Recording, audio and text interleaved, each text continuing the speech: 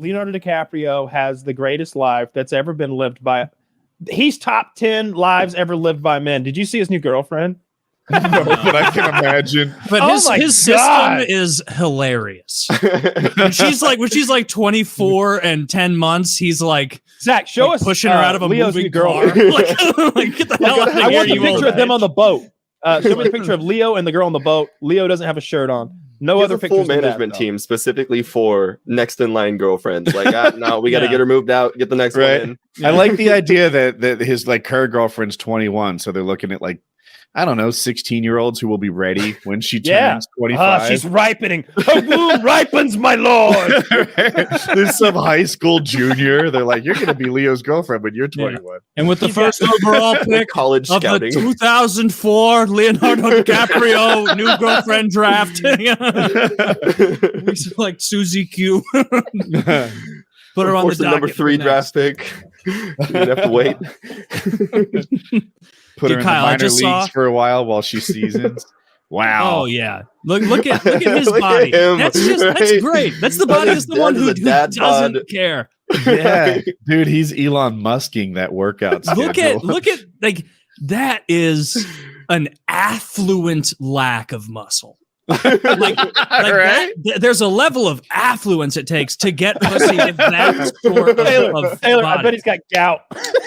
I bet he's got like that. Yeah, he's eating fucking organ meats like Bobby Hill. He gets gout. The confidence that he has blows me away. Look, he's getting a hand job right now. This guy's all. I love Leonardo DiCaprio. I wish I were under 25. Leonardo DiCaprio has lived a way better life than Tom. Although Tom has enjoyed his life more than Leo. That's the difference. I would say that means I've never seen Tom. I'm listening. Remember when that guy squirted water on Tom at the premiere? Remember that like piece of shit went like squirted him in the face? No, and he was like, no, don't hurt him, come here. What's your problem? Why'd you do that? Why'd you squirt me with the water? What's wrong with you? That's a jerk thing to do. You're a jerk. And like, and it was like, oh, he really called him out. He didn't let him like run away into the crowd or be drug away. He like shamed him in front of everyone. That's a good way to handle that. I've never seen that clip. So what's wrong with you? Emotional warfare. I like it. It's way better than what Dana White. No, did. what I'm saying, what I meant was like that's the only time I've ever seen Tom Cruise look sad or upset about anything. He's always so goddamn happy. His big like embarrassing moment was him being too happy and celebrating by jumping on a couch one time. That's the thing people bring up. Oh, remember, you see when Tom Cruise lost his mind? He was really happy. Yeah, I've never been that happy enough to jump on a couch. Yeah, I don't know. Are you a world famous, good looking millionaire who's in incredible shape, dates a different 25-year-old every 5 years that's set up by the religion that you own? No, you aren't. Well, I guess not. You won't ever jump on a couch then, you piece of shit. Tom was happy. You won't ever jump on a couch on fucking Oprah or whatever in absolute jubilation. When you go on Oprah, make sure you keep them fucking shoes on the floor, dude. Let's see. I'll jump on the couch too if she has me on her fucking show. Jesus. I don't take it over by Xenu or whatever. Yeah, that's all that Xenu shit. No, it's Lord Xenu. Yeah, it's Lord Xenu. Thank you. No, I mean I was making sure that you didn't think Xenu was a planet. Xenu's a guy. Know, one thing I know he is. One thing I'm a little confused about. I'd love to get clarification on this. Is Xenu merely imprisoned? Like, is Xenu out there, like imprisoned, potentially to be unleashed back upon the galaxy? Because I don't remember if I know he was like overthrown and he was either imprisoned or laid low. Oh, but I don't remember which. They'll be like, they can tell you. So okay, so I thought he was a Scientology god. Who's god? So here's Scientology. I'm gonna lay it out as quickly as I can. South Park can also do this for you really well with animation. I'm gonna skip some stuff because it's silly made up stuff. First of all, you need to know that L. Ron Hubbard was a science fiction writer, an unsuccessful one up until Scientology. Dianetics, I believe, something like that is the name of the book. Now he's super the idea is that this galactic ruler, he ruled over the entire galaxy, many star systems, named Xenu, had an overpopulation problem. Too many people, like can't support this population problem, and so he took huge swaths of the population and he like liquidated them and took their souls out and he threw them into volcanoes on Earth. He flew them to Earth in these spaceships that looked like DC-10s, as he described it. A plane of his time, so it makes sense that L. Ron Hubbard would use that to describe. Yeah, he couldn't compare it to a plane of the future. and no, of course not. He doesn't know about that stuff. So they fly the souls to Earth. They fly the bodies to Earth. They drop in the volcano. The souls rise up, and I think they brainwashed the people on the spaceship first to and made them all crazy with some sort of like visual stimuli.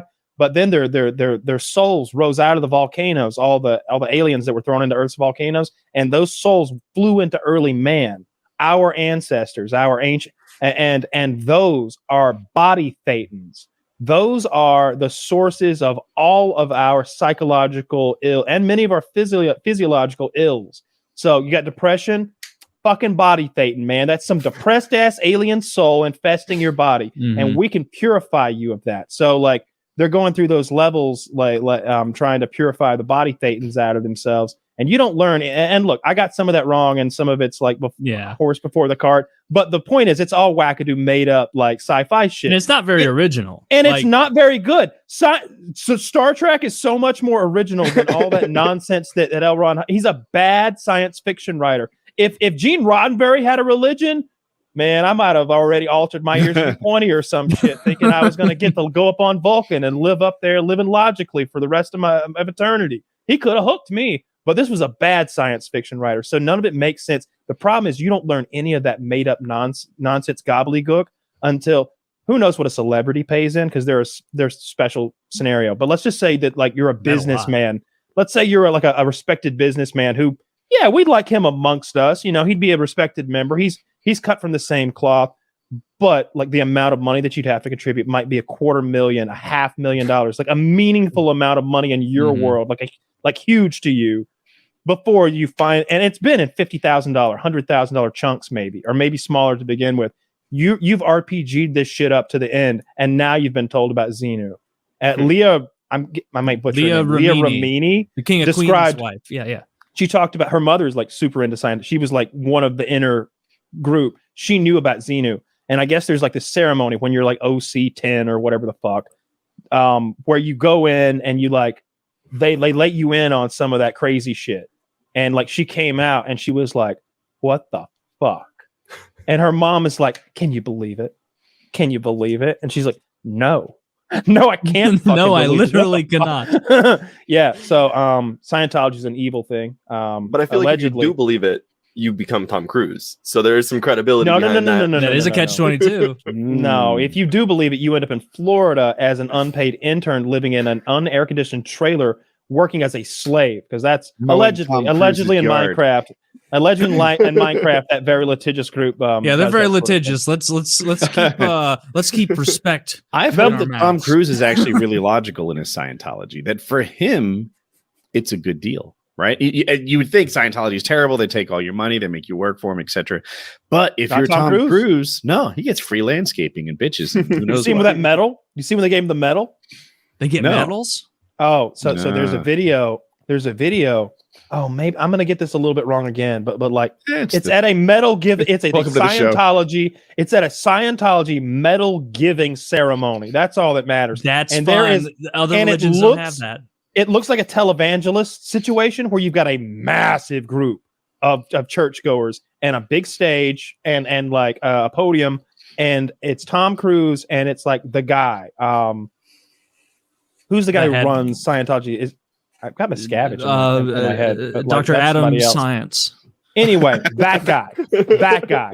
And one of them's getting the medal, and Tom's like giving this really impassioned speech. I don't know how they let that get out, but it's very creepy. He's fully bought in, I believe, but it has been nothing but a benefit. I think it was in one of those documentaries I watched about Scientology. They were talking about how they like set up and sort of arranged his relationship with who's the girl from Dawson's Creek?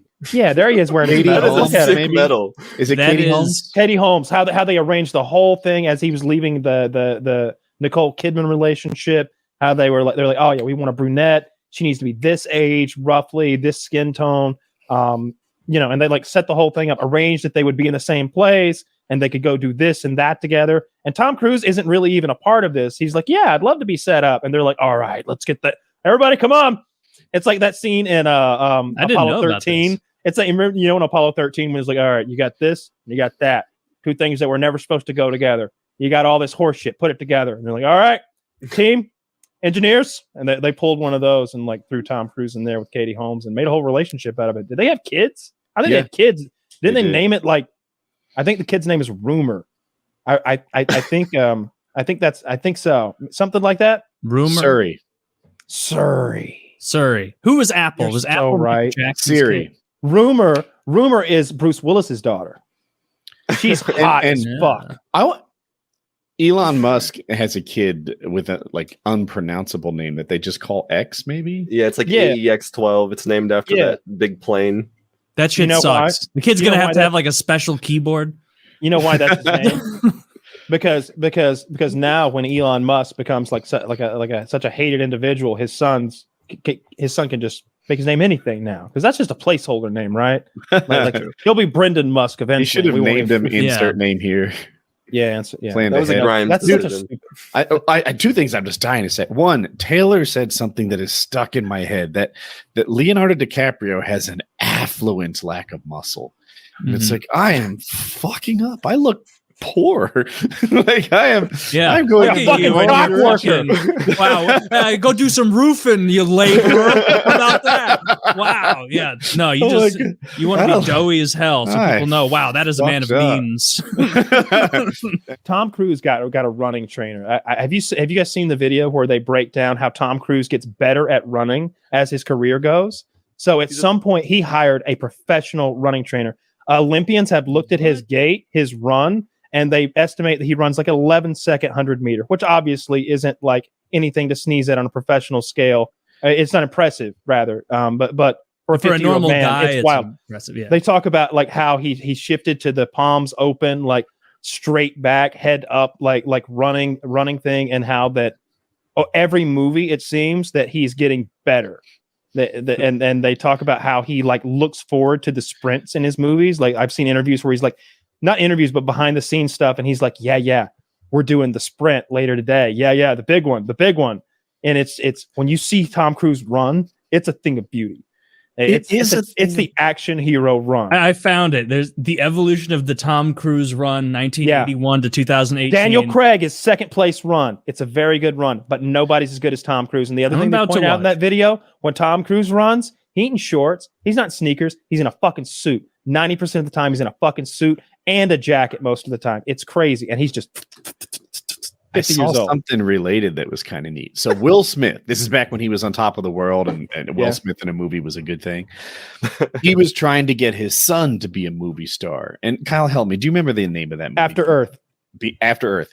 And he's talking to his son on camera. And he's like, look, girls will look at you run and make a decision about how attractive you are in half a second. You have got to get your run right. And I was like, wow, he's right. I do that, and I'm not even a girl. I'm just a little gay. And so I do a lazy jog, like one of these.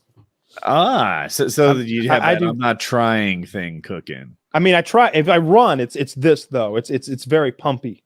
Yeah, I don't robot hands for sure. Yeah, it's closed fist for sure. It's closed fist. I kind of loose though. If I were to go like this, I'd feel like such an asshole because I'm not going very quickly. Like not when your fist closed. Yeah, you're right. I look like an asshole either way. It's kind of like this open hand thing where like my hands are closed, but they're not like fisted. Yeah. I remember the best runners at my school would do this. Like where like the long distance runners, they just would have no like just it's T-Rex hands, which makes sense because like energy conservation, I guess every little bit counts.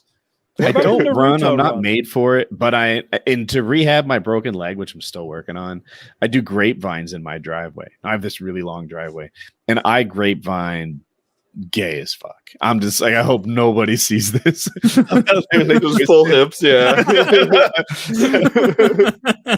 Feeling like a vaudeville performer or something. Yeah, I've done that. But like, it is funny when you're doing something physical and you're like, thank God no one's here. Like, I started in the last like literally month or two actually stretching a little bit before I exercise and lift weights because I've never done that before, and the like the level to which I am inflexible is baffling to me. Because like Josh doesn't know, I was a goalie in ice hockey, like as my sport growing up. And so I could do the splits. I was incredibly flexible. It's part of the position. You have to be able to do that. Now, like, I'm grunting, touching my toes, like just bending down to touch my toes. It was totally involuntary. I could still touch my toes, but I went like I didn't mean to. It's just that's the level of fat I am, and inflexible, and so inflexible. Like inflexible. I'm not as fat as I was. I've been trimming down.